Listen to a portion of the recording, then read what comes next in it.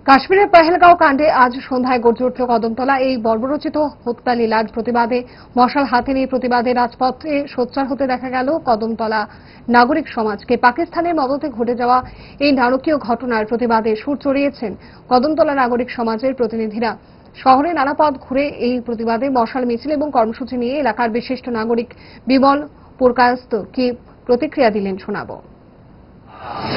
April কাশ্মীরের পেহেলগামে পাকিস্তানি সন্ত্রাসীদের দ্বারা যে ধর্ম জিজ্ঞাসা করে নির্মমভাবে আমাদের দেশের পর্যটকদের হত্যা করা হয়েছে, তার প্রতিবাদে আমরা আজকে কদমতলা নাগরিক সমাজের পক্ষ থেকে তাদেরকে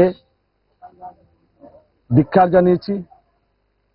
পাকিস্তানি জঙ্গিদের, পাকিস্তানি সরকারকে, পাকিস্তানের প্রধানমন্ত্রীকে তাদের এই প্রতিবাদ জানিয়ে আমাদের আজকের এই ধিক্কার মিছিল।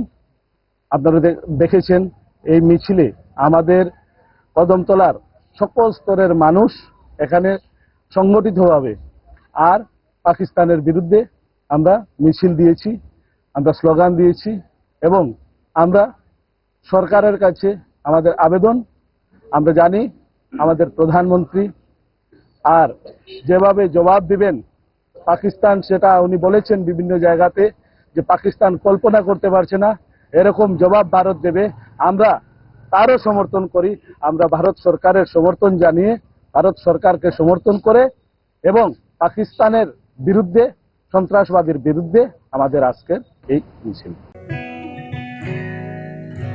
জুড়ে থাকে বাঁধন আপনার চেয়েও আপন, জুড়ে থাকে বাঁধন আপনার চেয়েও আপন, আপনার চেয়েও আপন।